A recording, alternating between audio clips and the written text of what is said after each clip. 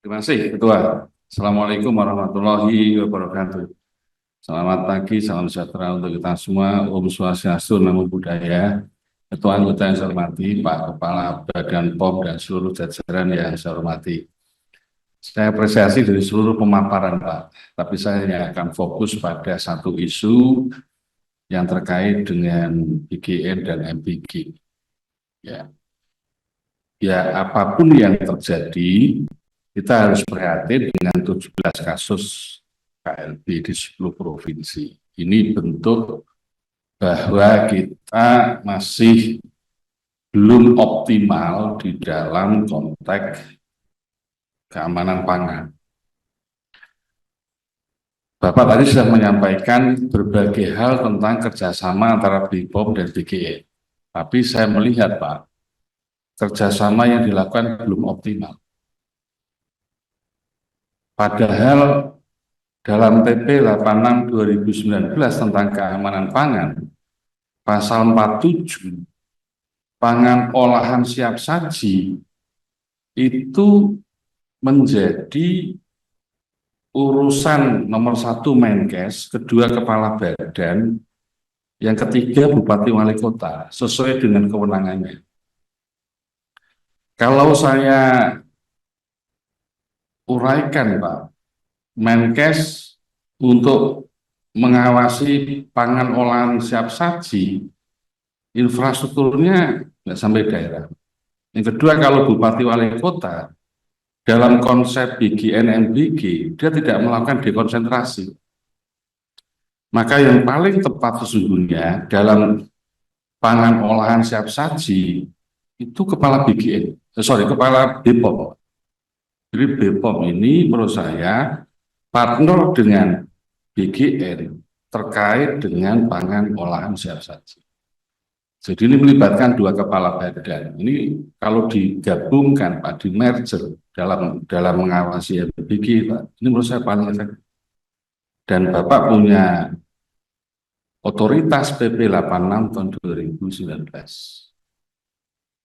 Yang kedua, Pak, di pasal 51 ayat 3, Badan POM juga punya otoritas untuk melakukan pemeriksaan dengan memasuki setiap tempat yang diduga digunakan dalam kegiatan atau proses produksi, penyimpanan, pengangkutan, dan atau perdagangan pangan untuk memeriksa, meneliti, dan mengambil contoh pangan dan segala sesuatu yang diduga digunakan dalam kegiatan produksi, penyimpanan, pengangkutan, dan atau perdagangan pangan.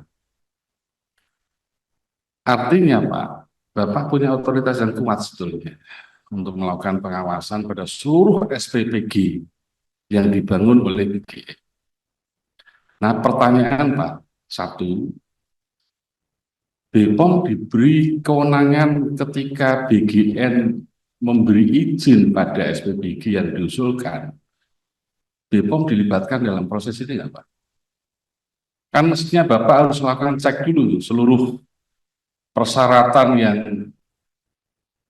yang diajukan oleh apakah itu mitra yayasan atau yang lain dalam semua standar yang ditetapkan oleh BGN, apakah itu menyangkut gedungnya, lantainya, dapurnya, alat makannya, penyimpanan makanannya yang basah dan kering, Bapak diberi otoritas ya sebelum BGN itu memberi izin, Pak?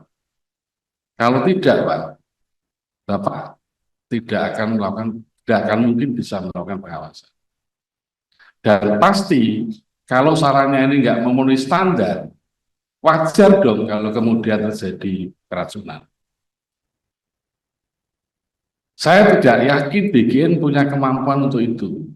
Yang punya kemampuan hanya BPOM. Instrumen yang dimiliki baik SDM, infrastruktur, resources apapun yang punya itu BPOM, Pak. Jadi dari seluruh tahapan proses yang Bapak sampaikan itu, kalau Bapak tidak mengendalikan pemberian izin, ini salah besar negara ini. Wong UMKM aja Bapak kontrol ketat kok. Masyarakat kecil itu yang UMKM Bapak kontrol ketat, ngasih izinnya susahnya bukan main. Kenapa ini menyangkut 3.000 orang setiap hari yang memberikan makanan siap saji, Bapak lepas begitu saja? Apakah karena ketakutan sesama lembaga negara? Kan tidak mungkin begitu. Ini penting, Pak. Ini Bapak punya kewenangan, tapi kalau nggak Bapak nggak gunakan kewenangan ini, yang korban anak-anak, Pak. Kan tidak logis juga. Ketika terjadi KLB, solusinya asuransi. Apa kemarin itu? Nggak logis itu loh. Kalau ada KLB, mestinya diperkuat dong politiknya. Ini saya dorong Bapak untuk berani ngambil langkah. Yang kedua, Bapak diberi kewenangan untuk menutup tidak? Diberi kewenangan untuk menutup enggak? Kalau enggak, ada keracunan, siapa yang nutup? Nutup itu dasarnya adalah sarana ini enggak memenuhi syarat untuk menyediakan pangan olahan siap saji. Yang kita selamatkan rakyat, Pak. Enggak boleh loh. Dalam patient safety, client safety, ini nomor satu, Pak. Apapun yang dilakukan, tetap sandaran kita adalah client safety. Nah, ini dua pertanyaan ini mestinya menjadi senjata BPOM untuk mengendalikan seluruh SPPG yang dibangun oleh negara ini agar ada keselamatan anak-anak kita. Jangan sampai kita memburu jumlah kualitas, tapi makin hari korbannya makin banyak. Nanti media terus akan mengungkit itu, dan nanti tidak enak Pak Presiden, Pak. Ini program unggulan nasional, selalu kemudian tidak memperoleh kepercayaan publik, kan nanti nggak bagus, Pak. Padahal program ini sangat bagus. Jadi saya mendorong dua hal itu untuk BPOM berani ambil langkah strategis. Karena di dalam Perpres 12 2025 tentang RPJMN, BPOM punya kewenangan dalam MBG. Dua aturan itu sebetulnya Bapak kuat. Tapi kalau Bapak nggak mau gunakan ini, ya sudah. Artinya daya tawar BPOM lemah di situ.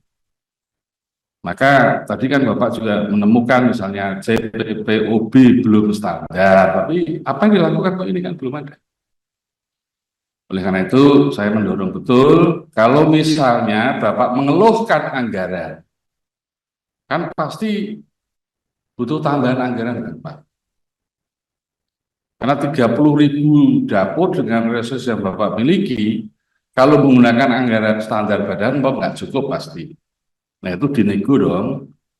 Kalau perlu di rapat berikutnya boleh dong disampaikan kepada Komisi 9, sehingga pada saat evaluasi MBG terintegrasi dengan BGN, kita bisa ngambil solusi. Karena dua-duanya mitra Komisi 9. Biar kami bisa menjawab kepada publik terhadap persoalan ini.